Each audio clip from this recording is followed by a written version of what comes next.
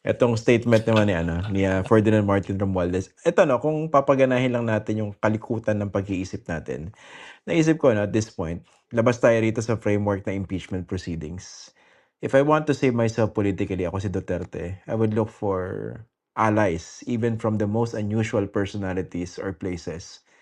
And pwede mo makuha yan dito kay Martin Romualdez kung hihimayin natin yung kanyang sinabi.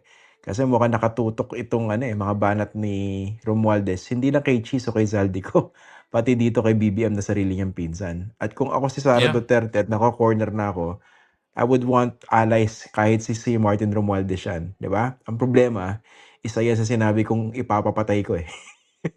Exactly. Di ba?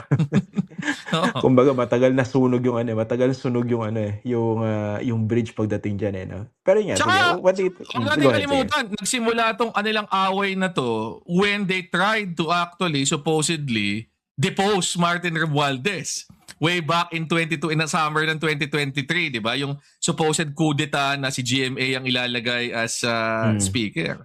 So actually, yung away ni VP Sara with the Marcoses, nagsimula yan, away niya with Martin Romualdez. Yan ang original na rival, di ba? Pero nga yung parang bang nakakatawa rito no. Parang very interesting. Assuming magsalita si kasi very telling yung mga sinabi ni Martin Romualdez dito no.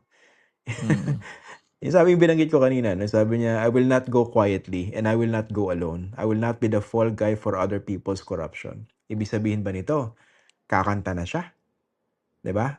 At kung siya yung malalaglag dito sa issue na ito, I would drag everyone with me, including the president. Kasi parang yun yung dating na sinasabi niya. At kung kumanta si Romualdez, definitely tatamaan si BBM. Hihina yung presidente, di ba? Baka patanggal pa. So makikinabang dito si Vice President. And kung mangyari yun, that could be yung solution na binabanggit mo kanina outside the court na yun. Hindi ba? Ako, tingin ko, clear message ito. Obviously, kasama na sa pinsan niya, di ba? But everybody in the administration na baka sa basa niya ay baka posibleng pinag-iisipan na siya na yung gagawing sacrificial lamb dito sa usapang ito. Di ba? Na kapag ako ang inipit nyo dito, ay wala na ako, di ba? Wala na akong dahilan para hindi magturo at madami akong alam. Di ba? Yun, tingin ko, Correct. yun yung reminder dyan. Madami akong alam. So, kung iipitin nyo ako, sama-sama na tayo. yan yung clear message dyan.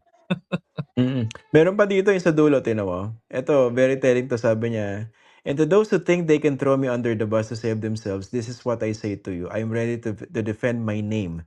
My silence should not be mistaken for weakness, ignorance, or fear. Ito na. I know enough to defend myself. And if I am forced to do so in public, I will. Grabe, no? Ayun. Di ba? Yun na yun Yun na yun Pero, I don't think na at this point, nagsusunog na siya ng tulay. I think, ang sinasabi lang niyan ay, yes. Wag akong ipitin nyo. Kasi pag Correct. inipit nyo ako, damay-damay na to. Marami akong alam. In English lang alam. No, pero yun. Pero I don't think na ito ay, hindi pa to saldi ko na wala akong kasalanan, ginamit lang ako ng mga kung sino-sinong tao, di ba? Nagtuturo. Wala pa siya sa ganun. Pero nandun siya sa point na, pucha, kung ako yung gagawin yung dito, ay, hindi pwede yan. Magsama-sama tayo. Kaya, yun.